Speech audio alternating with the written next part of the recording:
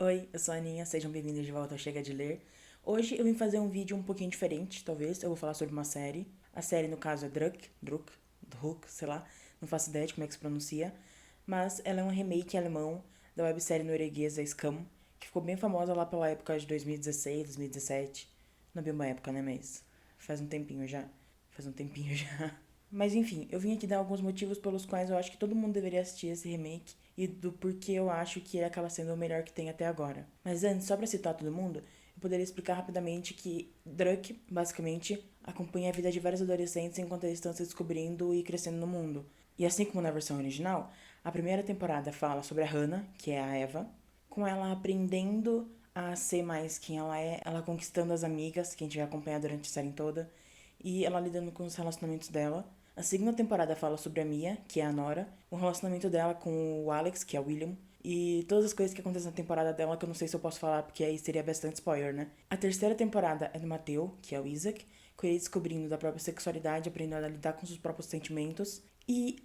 Tem mais algumas outras coisas na temporada do Mateu, mas se eu falasse também seria muito spoiler. E aí também tem a quarta temporada que a gente vê a Amira, que na verdade seria a Sana, em que a gente vê basicamente uma conclusão da série, já que é quando a série termina mesmo, na quarta temporada. Além da gente ver alguns ciclos se fechando, a gente vê muito da história dela sobre o interesse amoroso e como nisso acaba afetando um pouco a fé dela. Mas aí, além dessas 4 temporadas, esse remake conseguiu chegar e fazer mais 2. Por enquanto, até agora, no caso. Porém, por questões de contrato, eles não conseguiram mais fazer nenhuma temporada com os personagens que a gente já conhecia. Então, eles tiveram que fechar esses personagens, fechar como se fosse uma geração junta só, e criar uma geração nova. E essa segunda geração que a gente começa a acompanhar a partir da quinta temporada, em que a gente começa a acompanhar a Nora, que é a irmã da Kiki, que a Kiki é a Virda dessa versão. E a gente vê os relacionamentos dela, ela conhecendo amigos também. Eu não sei se é exatamente spoiler, mas tem uma questão de saúde mental, então é bem importante ter esse assunto abordado.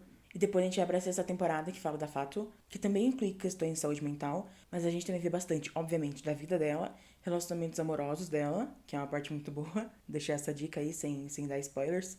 A gente também acaba conhecendo mais de outros personagens. Mas agora que eu já dei um resumo pra vocês do que é Druk, eu vou começar a falar os motivos pelos quais eu acho que todo mundo deveria assistir. O primeiro, eu acho que na verdade é o motivo geral, que você deveria assistir qualquer um dos remakes, que é pra você conhecer uma cultura diferente. Druk, no caso, é um remake alemão, então a gente acaba conhecendo a língua, que é bem difícil, inclusive, os costumes, a cultura, o tipo de coisa que eles fazem, como a escola funciona, que é bem diferente daqui do Brasil, achei meio estranho. E por ser filmado, gravado, tudo com gente de lá, e ser escrito por gente de lá também, a gente acaba conhecendo, de uma forma mais técnica também, formas como o cinema alemão acaba sendo diferente do cinema brasileiro e estadunidense, que são os que a gente mais está acostumado, né? Seguindo em frente para o segundo motivo, a gente também tem que o roteiro é muito bem feito. As tramas conseguem muito bem se encaixar umas nas outras, elas não são esquecidas na maioria das vezes. E nas 2 últimas temporadas que a gente teve, isso fica muito mais claro, porque não era só um trabalho de adaptação, mas também um trabalho de criar histórias novas. Eles tinham que manter a qualidade que vinham das temporadas anteriores, manter o público engajado e ainda apresentar temas tão importantes quanto as outras, porque isso é uma questão muito importante em Scam. Todas as temporadas abordam questões que presentes na vida de adolescentes, que são muito importantes de serem faladas. Então, nas 2 últimas temporadas fica mais claro ainda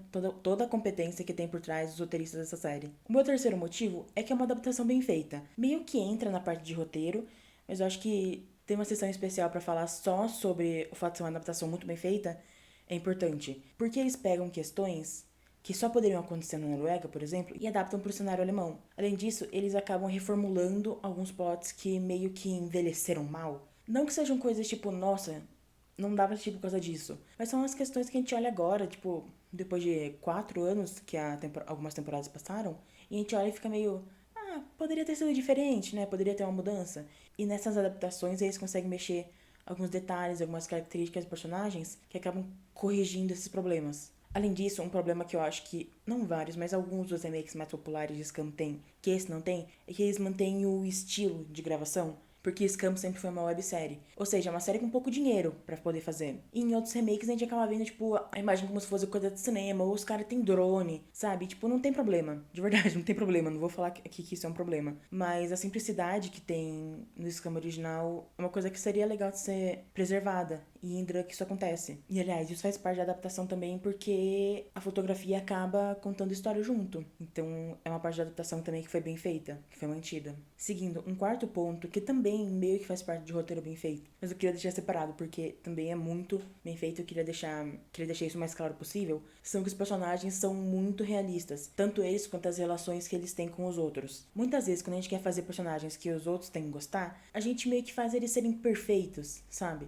Eles não têm preconceitos, eles não são babacas com as pessoas. Ou no caso dos personagens principais nas temporadas, eles fazem besteira porque estão sob muita pressão, então, tipo, meio que tem uma desculpa. Mas, na realidade, não é assim. Às vezes a gente erra porque a gente erra. Ou porque tem algum outro motivo que ninguém sabe. Ou porque, tipo, a gente acha que alguma coisa tá certa, mas na verdade ela tá errada. Ou tem gente que é influenciável, erra porque o outro tá fazendo uma coisa errada. Ou tanto faz, existem vários motivos porque a gente pode estar errado no dia a dia. E normalmente a gente não vê isso acontecendo com muita frequência, mas em Druck eles acabam fazendo bastante disso. Sejam personagens que erram pra poder trazer um assunto importante à tona, como a Maylin, na sexta temporada, eu acho. Ou sendo influenciável, como Ismael, na quinta temporada. Ou coisas babacas no cotidiano, sabe? Que é só uma coisa que acontece em um clipe e aí deixa. A gente nem lembra depois de um tempo porque é uma coisa pequena, mas mesmo assim aconteceu. Como eu acho que o Jonas, na primeira temporada, faz isso. O Jonas faz o Jonas, é o mesmo nome, basicamente. E a gente também entra na questão das relações, que elas são falhas, igual os seres humanos. Porque as relações são feitas entre seres humanos que não são perfeitos, então as relações também são imperfeitas. Eu acho que deu pra entender bem essa parte.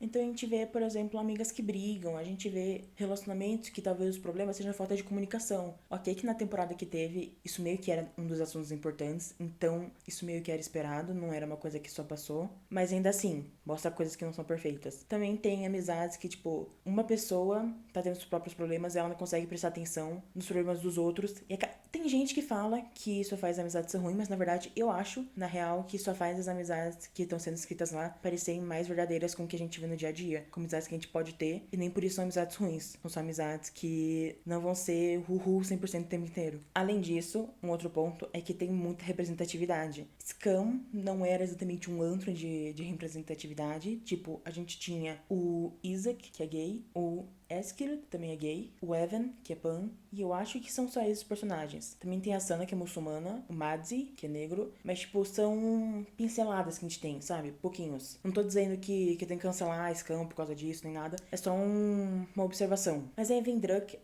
2 anos depois que Khan já acabou, e percebe que quanto mais o tempo passa, mais a gente precisa de representatividade. Então, a gente tem muito mais personagens que não são brancos. Por exemplo, na primeira geração, a gente tem o Chris, que é o Planetary Chris, a Sam, que é a Chris, o David, que é o que faz o Evan, e a Amir, que é a Sana. E aí na segunda geração, eu acho que talvez por eles terem mais uma segurança, que iam ter fãs que iam acompanhar, eles colocaram mais representatividade ainda, de pessoas não brancas, depois eu falo das outras. Mas a gente tem a Fatu, que é uma mulher negra, que é a protagonista da sexta temporada, inclusive, que é muito importante. A gente tem a Ava, a Kilme, o Finn, o Josh, a Yara. Acho que são só esses. Eu não consigo lembrar direito. Mas é um salto gigantesco, entendeu? E também tem a representatividade LGBTQIA+.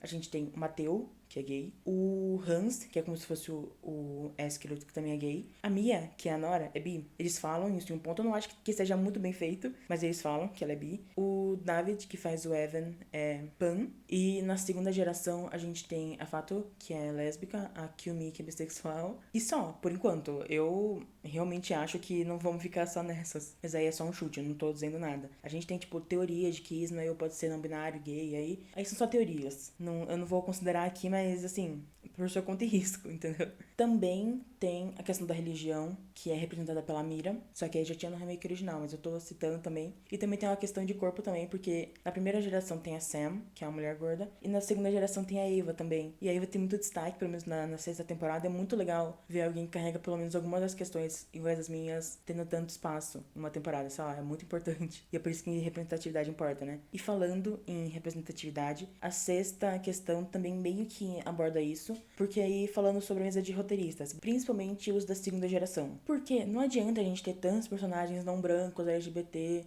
de outras religiões, de outros corpos, se todo mundo que for escrever forem, sei lá, homens velhos, brancos, héteros, cis, magro, cristão. Porque eles até podem tentar ao seu máximo fazer um roteiro que seja livre de preconceito, mas primeiro, que isso provavelmente vai ser meio difícil, mas quando você tem pessoas que vivem o que elas estão escrevendo, não só a chance de errar é menor, mas a chance de fazer uma coisa muito mais verdadeira, mais orgânica, também acaba entrando. E é bastante isso que a gente vê. Mas na da segunda, primeiramente eles já foram procurar por roteiristas que tivessem vivências diferentes. E inclusive, um dos atores da primeira geração, que é o Lucas Alexander, que é o que fazia o David, ele começou a participar da mesa de roteiro. Então a gente vê, não exatamente uma diferença, porque nas primeiras temporadas não tinha tanta coisa fora do normal, muitos erros, mas a gente percebe como fica muito orgânico o que acontece quando tem muito mais gente com várias representatividades diferentes trabalhando para formar o roteiro. Outra questão importante de se falar é que tanto os roteiristas, os produtores, os atores, eles sempre ouvem muito dos fãs. Tem em parte a questão de que é um remake pequeno, é um remake inclusive, então tem uma fanbase bem pequena,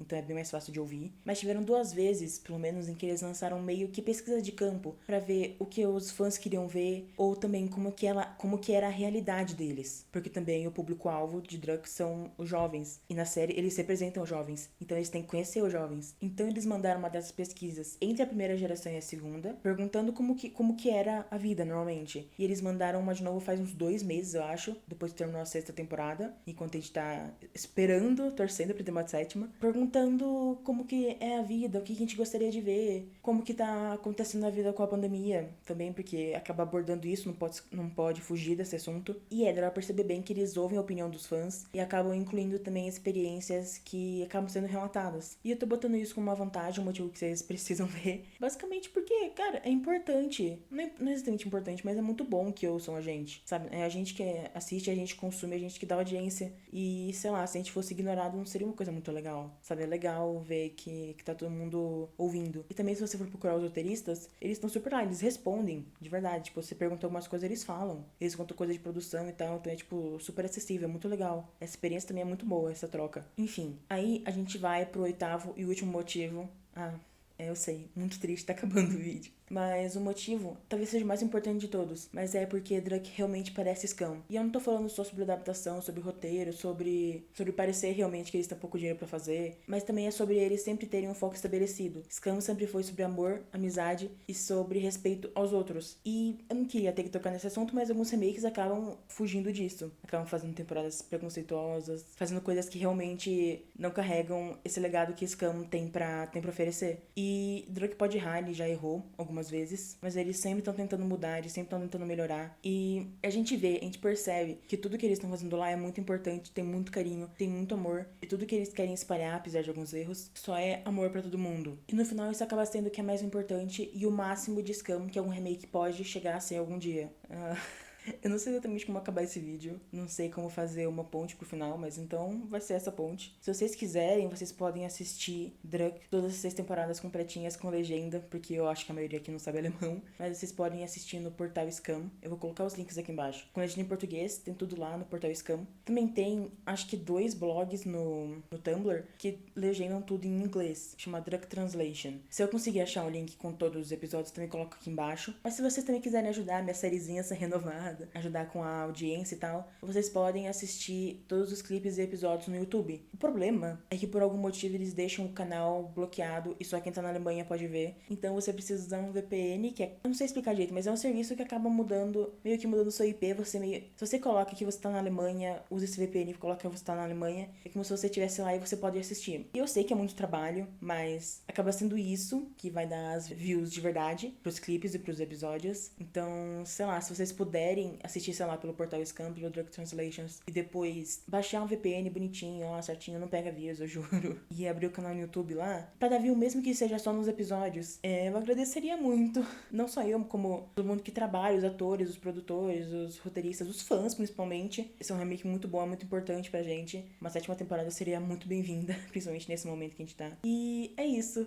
Assistam Druck. Não posso mais falar mais nada além disso, né? No futuro, eu ainda quero fazer um vídeo bem longo, bem extenso, talvez, contando exatamente o que acontece em todas as temporadas, tipo, não tintim por tintim, mas explicando bonitinho o que acontece em todas, porque eu gosto muito de falar de Druck. Se me deixassem eu falava por horas, pode já perceber, tem 36 minutos o bruto, mas eu achei mais legal fazer alguns motivos pra assistirem primeiro, porque já dá motivo pra vocês assistirem, aí quando eu lançar o vídeo maior, vocês já vão saber o que eu tô falando, entendido? Vocês vão ver? Espero que sim. Tô tentando convencer alguns amigos meus a verem faz um tempo, mas ninguém vê. Então eu espero que por causa desse vídeo alguns vejam. Mas enfim, é isso. Eu vou deixar aqui na descrição todos os links das coisas que eu mencionei. Deem um like se vocês gostaram do vídeo. Se não gostaram também, ou podem dar dislike também, engajamento. O YouTube considera da mesma forma. Então, né?